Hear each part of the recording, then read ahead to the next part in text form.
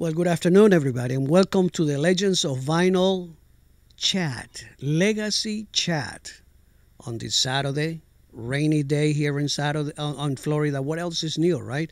In Florida, it is just like, if there is not a monsoon, tornado, hurricane, I mean, what else is new? I mean, right now, I'm like, I'm so glad that we have internet. Believe me, I've been going through so many things. But, ladies and gentlemen, this is a very good hour for everybody to enjoy.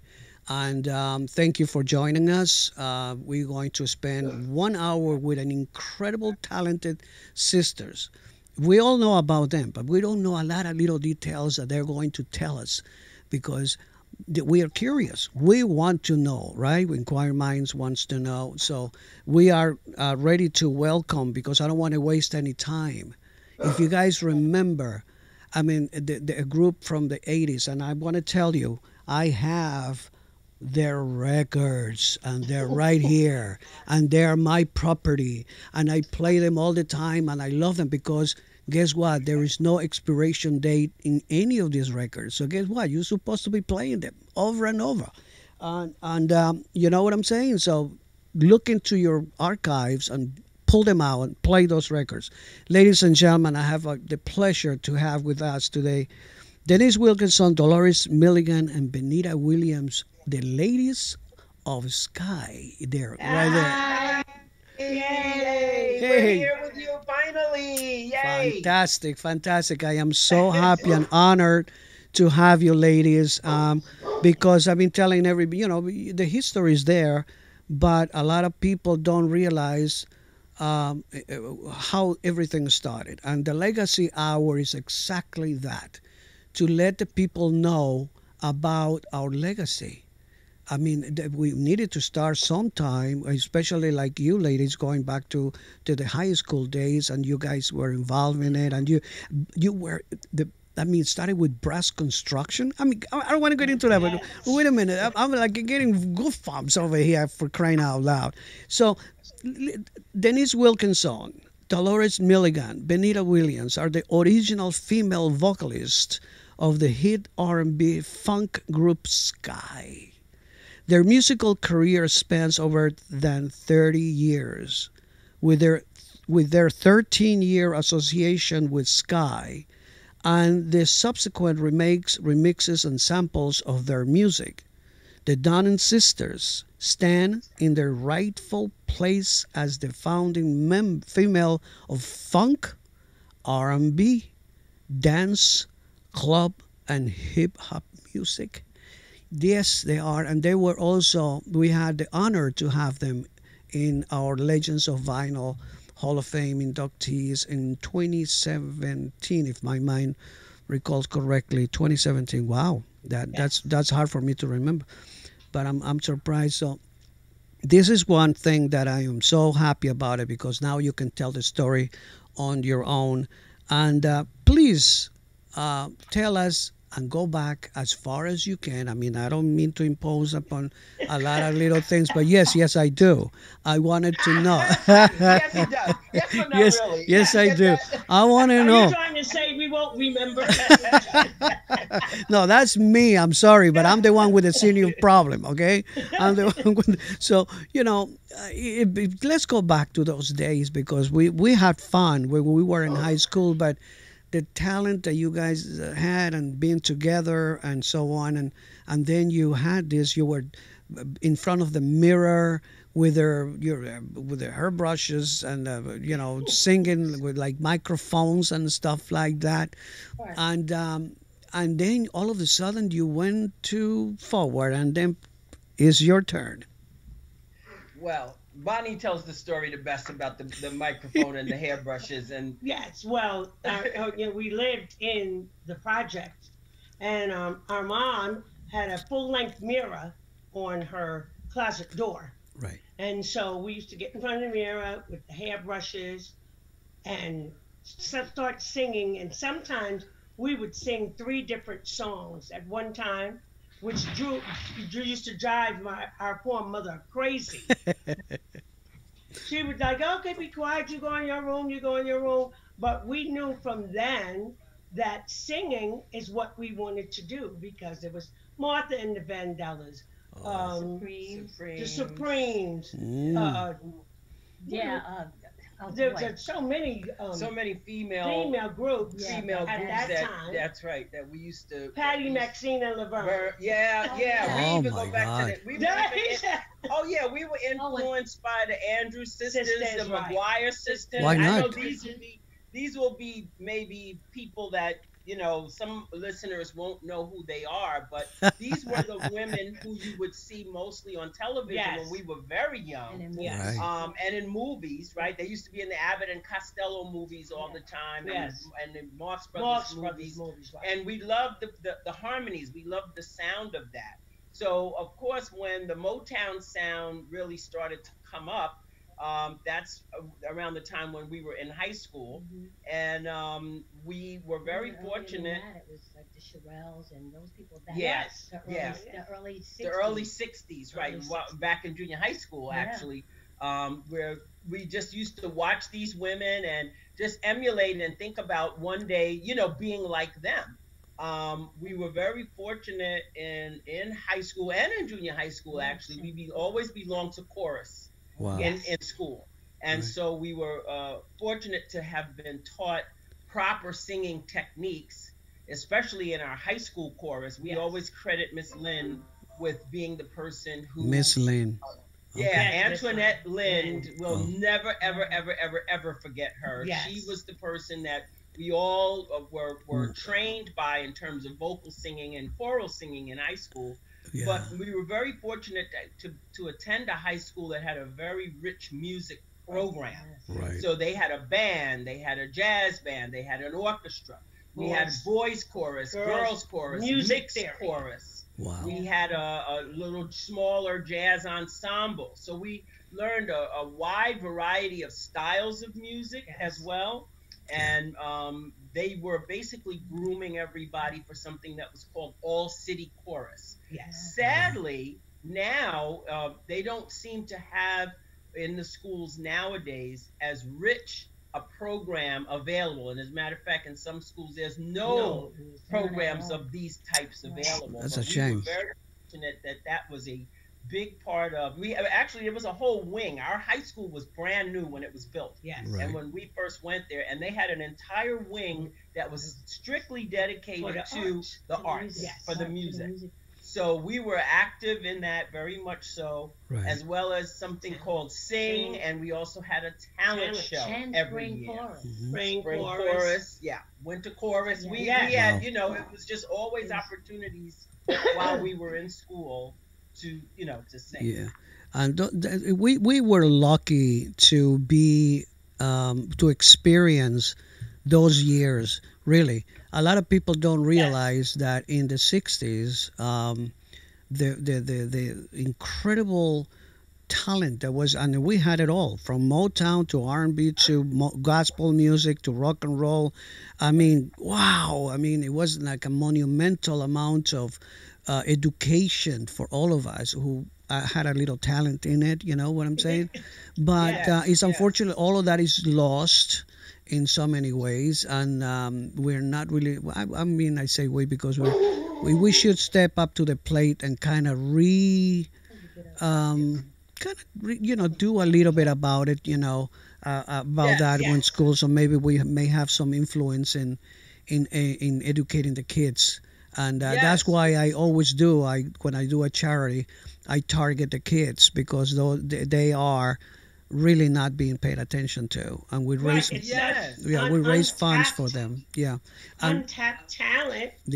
You know, with a lot of they don't have the opportunities like you said that we had. As far as our teachers in the schools encouraging the music, artistic abilities.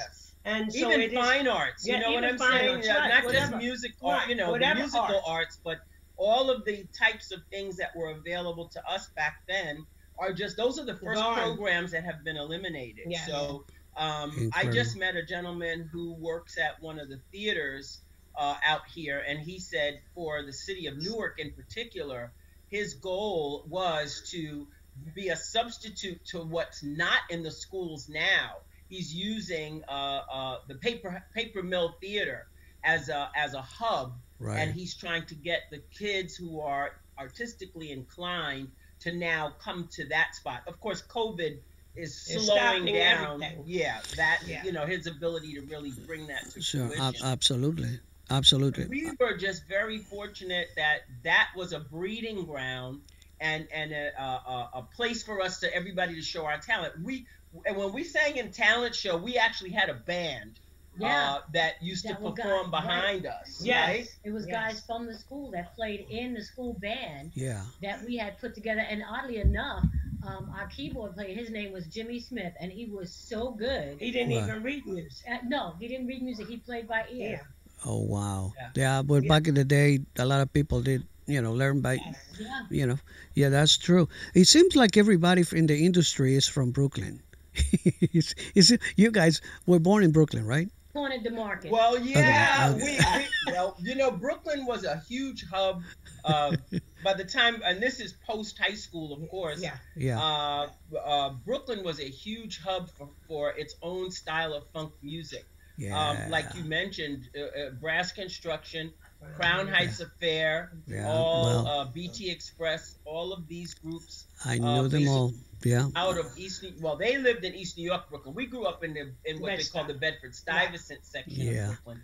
But there was also, that's how I met Mo in the Voices of East Harlem. Right. See, there were different pockets all over with different styles of music going on. Right. So I used to go out with a guy who was in a group called the Voices of East Harlem, and they made a huge impression on the industry in the early 70s because they were an ensemble group of singers. Mm-hmm. Wonderful. And of course it was during during the civil rights era, and so a lot of the songs that they were bringing to the fore and bringing attention to had to do with very similar issues that people are discussing now, which is just human rights and civil rights for they were an people of amazing color. ensemble. Yeah. Wow. So they had a whole nother, thing, and then there were the doo-wop guys, all of these things were these My styles. love, doo-wop. I grew up with that, and I'm still a doo-wop lover. Community centers, we went to the community center, and that's where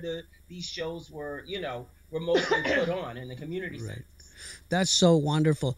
But I like to know, and I'm sure a lot of people like to know about the first time when you actually went for that audition. And Brass Construction, the band, was really, I forget the name of the gentleman, who was not really too keen about allowing you to perform with them until they heard the voice and the harmony and so on and so forth. Yeah. So we was surprised we could sing. That's and you guys did an a cappella of Old Man River. Right. I mean, hello, that is. Oh, come on, that's there was like 4 of us at that time. So that's another indication of the influence that R&B music had on us, right? Yeah, because singing and we had moved away from a lot of singing the female songs, and we moved closer to the male groups that were on Motown, and because they not only had the harmony, but they also had the choreography, and we were about, okay, we can sing, so let's do something else. Let's show them that we can dance too. oh man, The Temptations and the Four Tops and the Miracles were all about dancing. That's right. The Supremes and all of them were just standing around swaying, but we wanted to be full circle, and we wanted to be a full-bodied set of girls. Yes. And So that's how we wound up meeting Randy. Actually, Yes. you blew him away. You blew him away. I mean, the guy was like, "What?" He said, well, the interesting thing is, and here's where family comes in. We used to babysit for a gentleman who was the director for the Miss Black America New York State pageant. We were the babysitters for his 2 children. Right. And he knew that we could sing. As a matter of fact, they would have us sing in the park, and they would pass around the hat, and that was our pay back then. Right. Absolutely.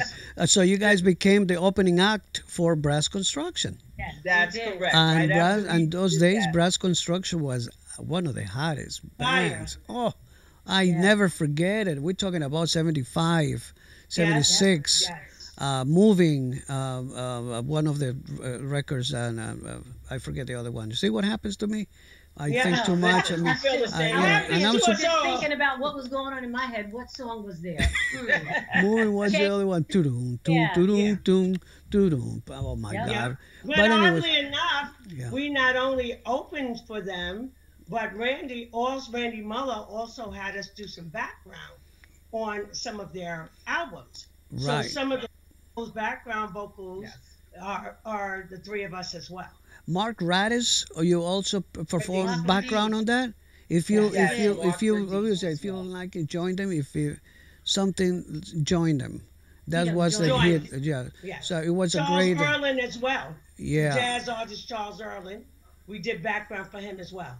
Then you guys did the album containing the remakes of the popular songs from the hit Broadway show, The Wiz. Yes. I remember that distinctly. I remember that distinctly. That was a fun time too. Tell me that particular time, you guys going up a little bit at a time, and still absorbing, getting all of that influence from a lot of people that you were getting together with. How was that going between the three of you? You were going home and talking about that, and what were you saying to each other? You encouraging yourselves to do it more? Oh, of course. Yeah. Of course.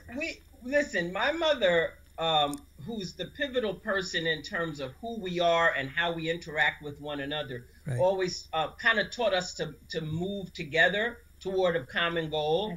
And so when it came to the music, we were, I want to say, especially when it came to doing that Wiz album, that was something that I have to kind of give credit to Solomon Roberts, who was the leader of SKYY, who this opportunity came to him for us to record this album, and we just thought it was so weird.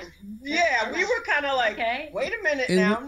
In which way was weird, may I ask? Because I think it was because that wasn't our genre of music, what we were doing at that time. Wow. And I think we were a little apprehensive because we might have felt that we weren't good enough. Up to the challenge. And trust and believe, that was a challenge. It was. It was a big challenge, but we made it through, and we were so excited when we got the finished product. Yes, the finished product was absolutely fantastic. Oh, absolutely. I unbelievable. So the group got together, and then you started performing pretty much worldwide, really, right? Well, we didn't start off worldwide. I think we did more. We had a United States tour that was amazing. We called it 1982 was a mall, movie, and truck stop tour. We went from and we practically lived in DC. I mean, DC was a place that we were at all the time. Yeah, that's you know what, you're right. Our career actually blossomed in a very gradual fashion. And it was fun. By the time Call Me came out, people thought we were this new group, but we'd actually been out for 5 years. Right. So in the beginning, in the early 70s, with the first couple of albums, we did much more local dates, such that we were traveling around. Mostly East Coast, Northeast Coast regionally. And then we did a lot of. And we were traveling around in a van. Yeah. We didn't even have a tour bus. You know what I'm saying? We had a 15-passenger van that the guys would drive. Drive us, right? And then we also did a lot of homecomings.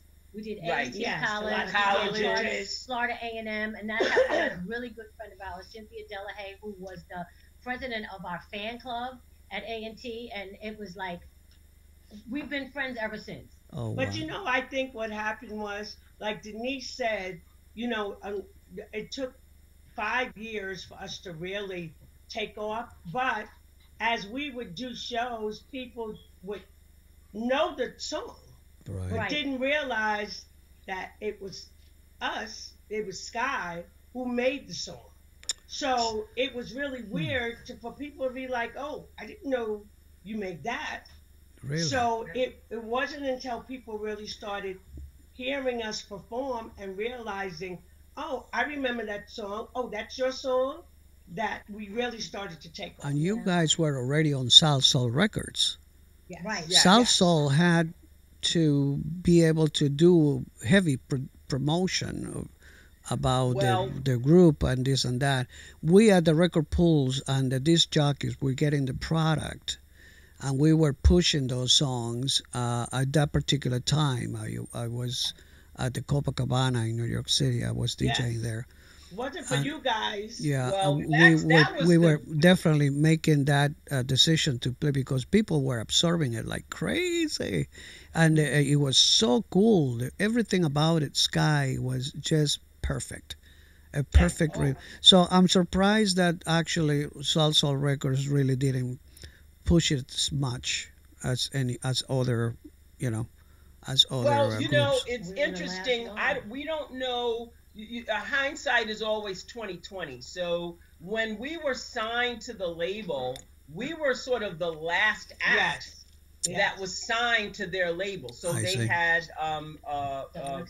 double exposure. They had First Choice. They had Instant Funk. And a lot of other Joe Bataan, for goodness sakes, the South Soul Orchestra. Well, so if we go all the way back in terms of some of the legacy groups, we were really the babies that came at the tail end of the South Soul music era. So they were just a local distribution. They were doing all their own distribution when we first started with their label. But as you probably know, they then signed a distribution deal with RCA, and that's what I think blew up, helped us to our music to get more national and international attention, because they had the assistance of RCA Records. But you're right, South Soul, their forte was getting that music into the hands of the DJs.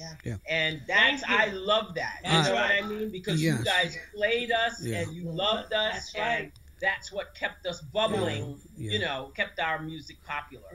And we sure did. We had 2 copies of everything. And in order to present, we sold more records than any radio station, because the radio stations had their the short versions because they sell commercials. We didn't. We had to present it differently, and we started the record in the middle of it, and then we went back to it. We did so many tricks, and people were like, "Wow, man, that song is awesome!" They go to the record store and says, "I want to buy that record that sounds like this, that," and they got home and says, "Well, that song is great, but that's not what I heard last night." But so the DJs we were doing our job, but because we love it, the passion is there, and we had artists like you, ladies, and the group and everybody to make it happen, really. And the 80s was a very difficult in the beginning, especially in the beginning. You had the punk, you have this the freestyle, you had the DOR. Disco went down, and if it wasn't for the gay people that actually made it into high energy disco, with now the Weather Girls and all these other groups came up and brought up the energy up there. So now it kind of got stable a little bit, 82, 83, and we went back on. We went forward. That's just a little, and I'm sorry I didn't mean to go crazy on that, but no, but it's part of the history, though. I love that you're even bringing that up, because a lot of people just sort of don't know how it was, what the climate was at the time. You know what I'm saying? And this helps to educate, hopefully, independent artists even now. See, our experience, I think, informs the independent artists about how the music business has changed in certain ways, but now with the pandemic especially, these DJs are starting to be the ones again who are rising to the top. These I'm responsible for that. I brought a lot of people together, and you know what? It is a pleasure, really, because we just don't know what to do. Our generation is the generation that we like to produce, and at the end of the day, we want to lie down and say, "Well, at least we accomplished something." We're not Yeah, lazy right. people. We wanted to produce. We've been there, done that, and guess what? And I still think that the industry is lacking a little bit because the producers out there that should be involved a little bit more. And it breaks my heart to know that there's so much talent going to waste. We all say the same thing. When was the last time that we all were a little excited about the song that you heard lately? Yeah. You hear crickets. I mean, that's just the way it is. But there are some incredible talent people out there, young people, that they need guidance, and we need to do that. But so the 1979, when disco was like in, Sky was coming up with the funk and all of that kind of stuff. It was an incredible time. You guys have so many singles. Here's to you. Oh my God, here's to you. Sky Zoo. I played it. You know what out of it. Raise your profile and solidify the successful relationship. So you went from South Soul. You guys went to another label, right? To Atlantic. Yeah. To Atlantic. We went to Capitol. Oh, Capitol. I didn't know it. Oh, Capitol in 1986. My bad. I didn't see that. Yeah. And then then after Capitol, you went to Atlantic. Yeah. Yes. In Astoria. So tell me a little bit about those days. Well, I tell you, I want to say this. We had what I want to call is a great run with South Soul. I really, if ever there was a label that was on board with the vision of who Sky is and was, it was the Carey Brothers and South Soul Records. Yes. They allowed Randy and Solomon to create a signature sound for the group, which it was not due in no small part, not only to me and my sisters and our vocals, but to the fantastic musicians of Sky, which I must mention their names: Butch Sierra, Gerald LeBone, Wayne Willens, Tommy McConnell, who was our drummer, Solomon Roberts, Larry Greenberg, who was also another keyboard player. Did I say Wayne? Don't want to leave Wayne. I want to leave. We had 3 keyboard players over the course of the years. Benita Paolo. So the musicianship of those guys really helped to formulate the Sky sound, and South Soul was completely on board with that. So we really appreciate this record came out in 1982. I don't know if you can see that. This is one of them, and really, you have a tremendous amount of people here, and you guys were doing so well there. Look at you, beautiful. It's young, it's wonderful. The voices, young. I'm sorry, but we were. This is another we're happy one. To still be here. This one here. 1979. Right, that was the first one. And guess what? Hello. Oh yes, Skyport, yes. And the 12 inches that I have, obviously, they're that's plenty more, but I mean the group was awesome. I mean powerful, and because like Brass Construction was another favorite of ours for clubs to play back in those days. But the power of that band is unbelievable, and I can't say enough about it. But give me something else about those days that are so special to you, ladies. So I want to say that again, the South Soul era, I think, was to date by far our most successful, and of course, being able to reach #1. With the Call Me, both the Skyline album and the single Call Me was certainly the highlight of Sky's career. I mean, once that song came out, Randy really did a fantastic job coming up with a concept that some feel is controversial, but people still had a lot of fun with it. and that song really gave us worldwide attention. Yes. And so we did all the TV shows, Soul Train, Solid Gold, Merv Griffin, American Bandstand. Oh my God. You went to Holland, England, Japan, Africa, Italy, Germany, the Bahamas, Germany, and everywhere else in between. Yep.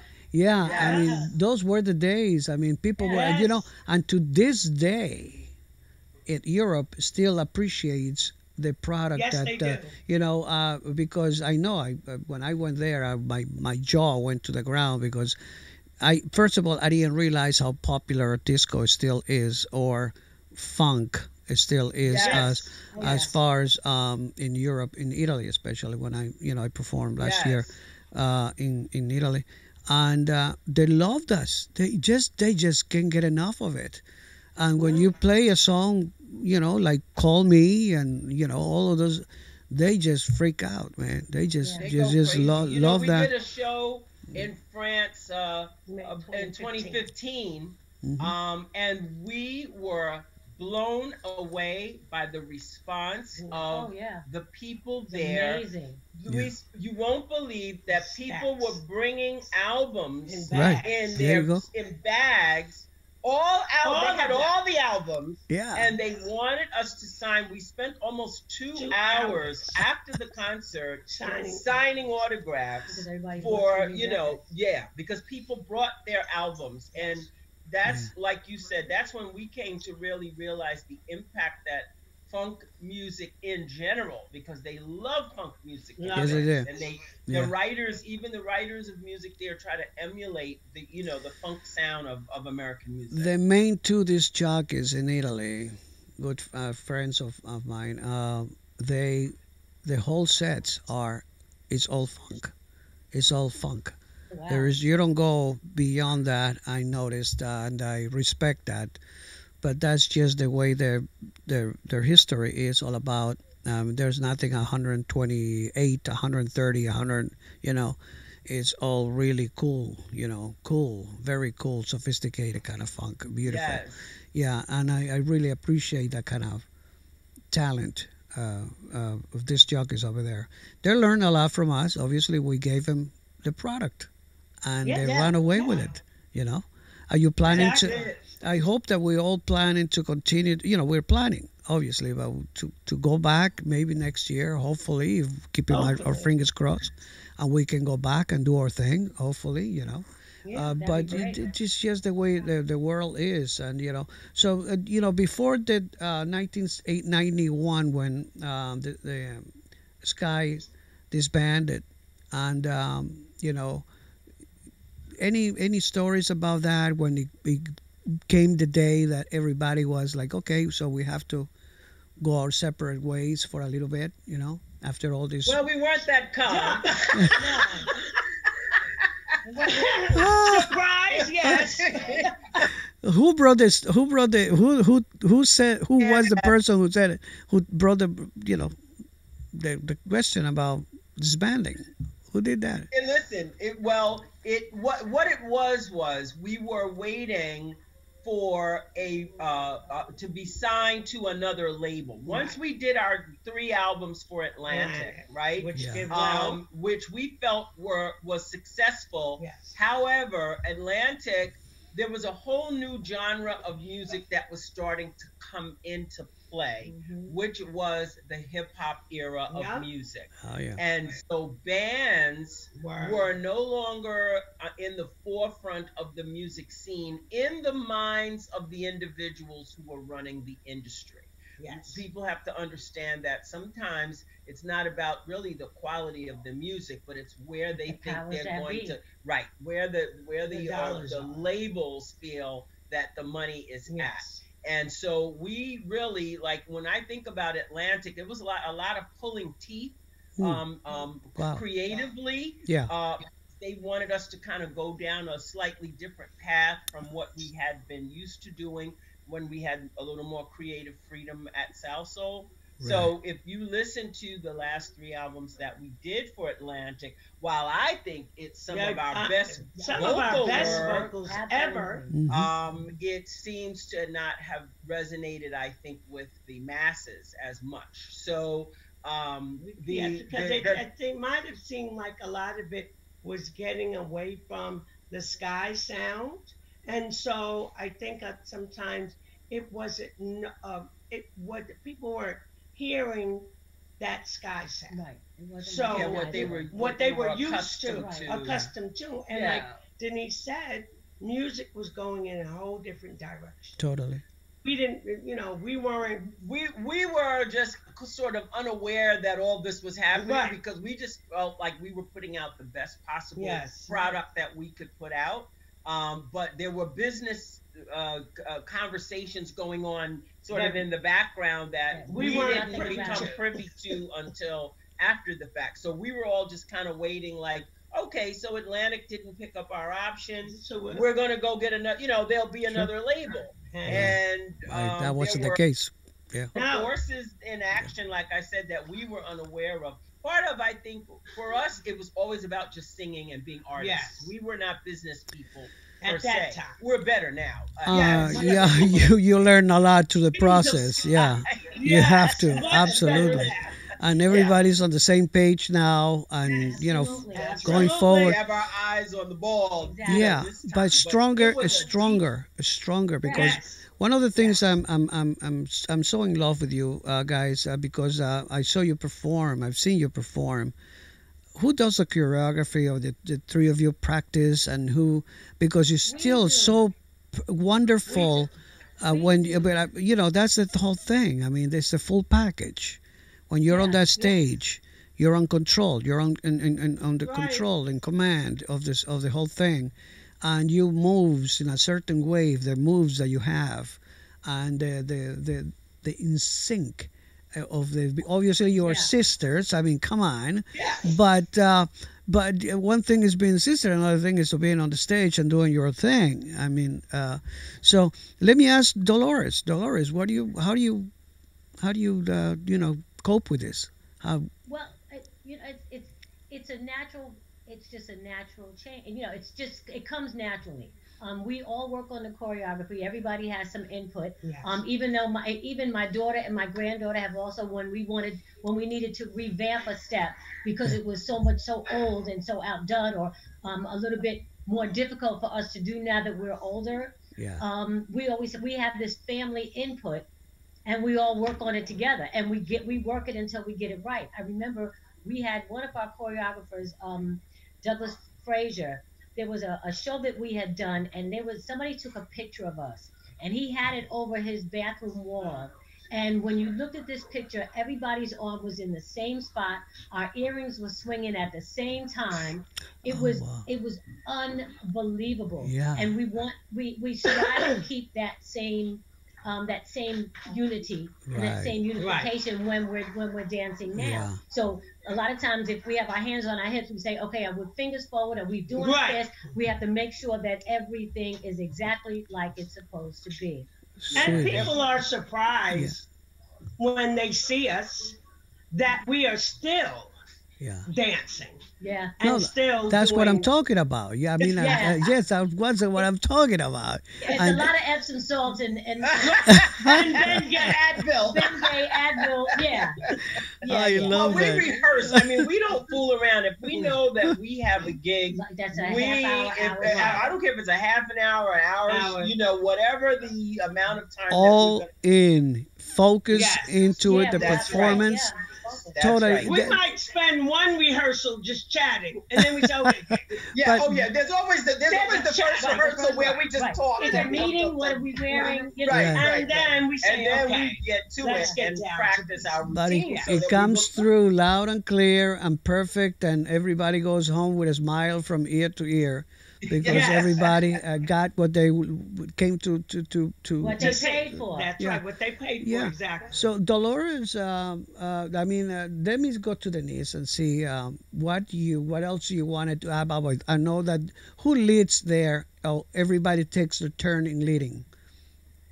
I'm sorry, say that again. Who takes a turn leading? Oh, leading? Oh, well, as far as the vocals are concerned, I mean, it's just kind of, yeah, well, most of the songs, of course, are established, but what we try to do, because both of my sisters have gorgeous, gorgeous voices. Everybody, yes, darling, yes.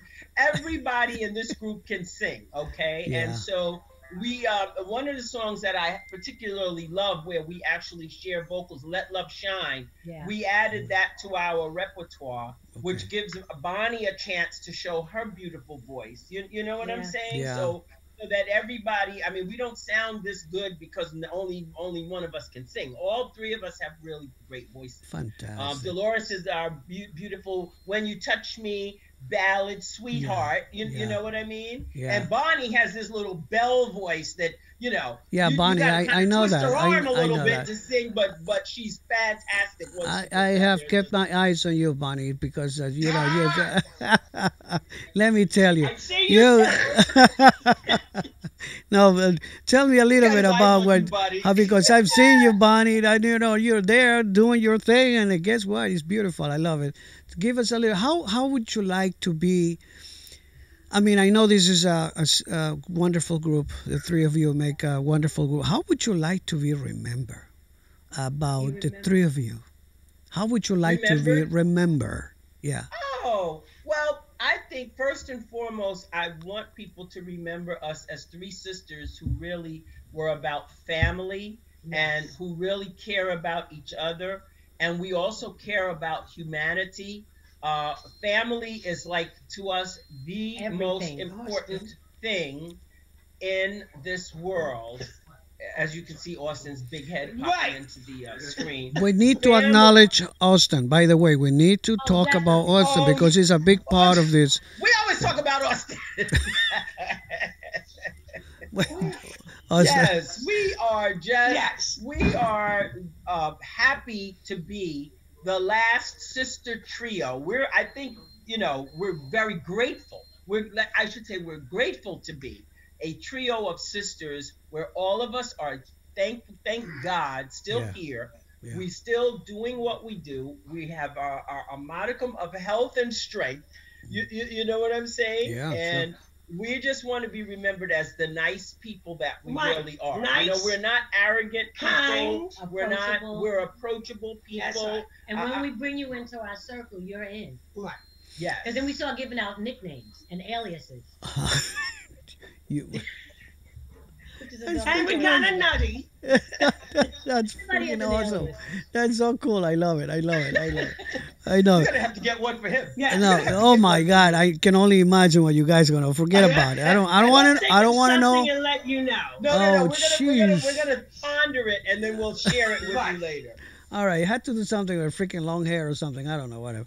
But anyway, okay, well, we'll work that in. I'm not saying anything, but the show is going forward, and I know that, God, you have to let us out of this horrible 2020. We need to eliminate the 2020 year. Like if you take an elevator going to the 17th floor, you know that there's no 13th floor. Yes. You know, forget about 2020. Go from now 2019 to 2021. I think 2020 was a very devastating year for a lot of people, and our heart goes out to all of those who have really been affected by this pandemic. But I believe also that 2020 has brought people back to what life really is, to live simply, to live humbly, and to not go above themselves thinking that everything is always going to be okay. No, because it's not. Because that's not what life is. Amen. For that, because absolutely, we all have to believe in that. And I'm in the middle of, you got Pooch saying, Dolores, wait a minute, Pooch. Danny Pucciarelli. I don't know if you guys remember Danny Pucci. Danny. Oh, you know, right. Yes, tell him. My friend Danny says Dolores, but that's a little bit a pooch. Come on, you have to say, come on to everybody. Say hello to Benita and Denise.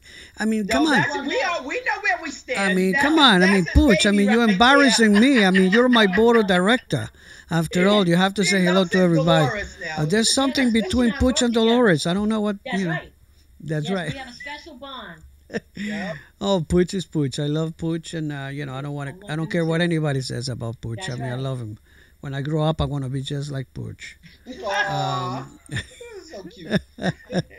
But this is what we have right now, and what suggestions or what would you say to the new generation who's watching you, who's following your footsteps? Because of, like I say, the new generation is actually, they need some education, and they need to follow. Right now they're in limbo, basically.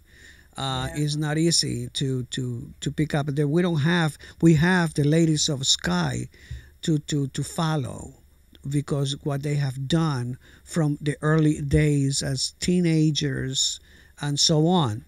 So that's a beautiful example. The platform that you have is wonderful for the new three girls watching you right now. What is your message to them? Oh my goodness. Well, I am very in tune with the fact that young people today are living in a very different set of circumstances. I happen to have a 19-year-old young man that's my former foster child, but that's my baby, and he has had to kind of educate me and bring me up to speed on the difference in the world for them than the world for us. And I told him that a lot of that is due in no small part to the fact that people have not contained their desire to just do whatever they feel like doing all the time. There's no structure. There's little structure. Because of social media, everything is all over the place, and now you are more concerned about likes. You're more concerned about what people think about you.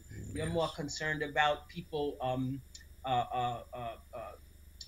making you relevant. Right. Okay. We didn't have those concerns. We didn't have this competition, this competitive spirit that permeates young people today. So I think the best advice that we can give is try to walk to the beat of your own drum. You don't have to follow the crowd. You don't have to be like everybody else. Study the classic artists. Like we said, the McGuire sisters, and Patty, Maxine, and Laverne. Those were white women. And I'm going to say this not in that's what I'm saying. We didn't limit who we look to to learn as a learning tree. If somebody was good, we paid attention. You know what I'm saying? So I want them to think in those same terms. Open up your minds and be receptive to listening to the stuff that we did. Yes. And artists like us. Or the stuff that we listen to. And first and foremost, watch how you present yourself. Right. Absolutely. Because a lot of the young artists are presenting themselves in such a negative way. And it's not just the women, it's the men too.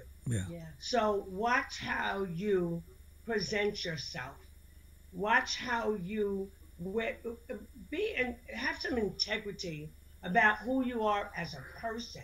Self-respect. And that you can present yourself in a proper manner. Like Denise said, don't follow the crowd because that's what the crowd is doing. That's relevant, and that's what they're going to listen to. You got to present yourself. Come out of the box. Come out of that box. Come out of that box. I mean, words of wisdom are wonderful because you have been there, done that, and continue to in a wonderful future ahead of you. And it is wonderful. I just wanted to say, ladies and gentlemen, you are listening to the Legends of Vinyl Legacy Hour chat, and I am privileged to have with us today Denise Wilkinson, Dolores Milligan, and Benita Williams, the Ladies of SKYY. and they have given us, and they continue to strive to do wonderful things ahead. And I can't wait to, to hear what you have to say about what you have planned, because we need to plan. No, even though we're going through this and there is absolutely nothing going on, but there are some plans ahead that, yes. What are those plans? Because I know, and I follow you guys on Facebook. What social media is all about right now is the only thing that I use social media for really is to advertise. And to, there was a time that we started finding each other, 2009, 2000, whatever, in the early 2000s, and people were friendly, and people were saying, "Hey, I haven't seen you in 40 years. How are you?" Now it's so negative that it's just a pain. Negative and nasty. And nasty because we have lost so many friends for whatever the reason may be. But that is not nice. We need to be together on this. But so we have to have plans. And I know that you're going to be in other projects. And I see your pictures consistently. And you're doing that. What's coming up for the Ladies of Sky? Oh, my goodness. Well, we've been having so much fun, first of all, doing these types of interviews like you're doing. So many people across the country have now taken on this type of format, and I'm telling you, it's just a pleasure for us for everybody to still love what we do enough to include us in this. But we have been working on trying to put together a virtual concert. And so that we've done some videotaping, and we are going to be presenting. We've done photo shoots. Oh, man. We're definitely going to increase our online presence with this wonderful video project that we've been working on. We're also been receiving some new music from different writers across the country as well as overseas. Nice. So we're going to be going into the studio to work on a project that we're collaborating with some French producers. I can't put it out there just yet, but we've been keeping very busy behind the scenes. We have an amazing videography team, a video team that has been working on a beautiful video featuring the lovely Dolores. Finally a video.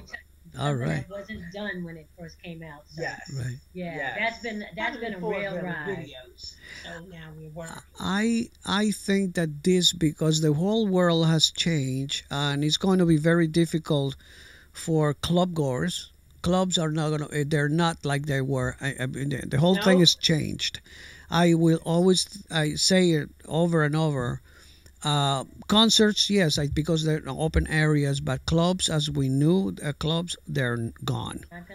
It's a psychological situation for me to stand in a club not knowing who the person next to me is, and it's going to be in my head saying, I wonder who's this person right next to me, So, so you have to call, so clubs are gone.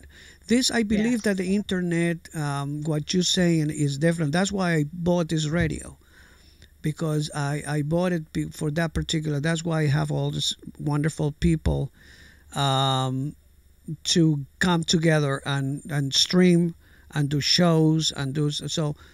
If I can be of any assistance to you ladies, Legends of Vinyl VisualRadio, we are 320 high definition.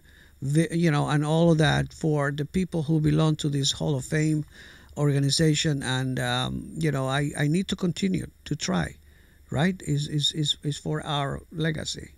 Okay. Thank you. Well, this is exactly the type of forum that we would love to take advantage of, Luis. We really thank you for always supporting us. Ever since we met you some 5-6 years ago. We it's like we can't get rid of each other, and even though we're not like around the corner from each other, we've always been in touch with one another, and we keep up with what you're doing. And I'm telling you, we want to thank you so much for keeping the legacy of this music alive for all artists across the board. I mean, you gave us an opportunity to see some of the people that we admire the most, the women of chic, Christine Wilshire. I mean, I could just go on. Gloria Gaynor. Christine. I could just go on and on and on about the people that you've brought us in. Melba Moore. Let me not leave out Melba. I was holding my breath. Gotta say Melba. My girl Melba. Well, you have just been like at the focal point of keeping all of us. It was an idea because somebody had to do it. I mean, I like to give the respect what respect is due. I've been one of the most successful and DJs as a kid. This is all I know, club business and so on. But I've had fun, and it's been wonderful. I survived the 60s. I survived the 70s, and that is hard to say for many people. So we wanted to put this Hall of Fame together, and guess what? It has become a brand that actually people embrace, and we're going to continue 2021 New York City. We have so many people in the list. It's unbelievable. I can, you see, I know the Unlimited Touch people, Blue Magic, Russell from the Stylistics, and Gene Carn, Candy Staten. I mean, so many people are coming together, and they're already invited. And so thank you from the bottom of my heart. We had some problems. We're having a bad weather today, so we recorded this, and we are on, but it's going on and off on their end. But thank God for the recording thing. So we definitely have this session recorded, and we're gonna be posting it as soon as I get a little energy back. And I can't wait to see you. I can't wait to see you. And I wanted to say thank you to obviously to our friend Austin for being so kind, and he's always there. I pick up the phone and Austin is hello. We can't get rid of him. You might as well listen. I know some people that I know some people that get rid of people. Yeah, I'm kidding. I'm kidding, Austin. I love you, bro. Running joke is he's married to me, but he's really married to all three of us. What better man? So. That's the best thing in the world. But thank you so much. Thank you so much. Thank you. A big round of applause for the Ladies of SKYY. Thank you. And I always say, ladies and gentlemen, L.O.V. is the message. Till next time, love be in your heart. Good night. Good night.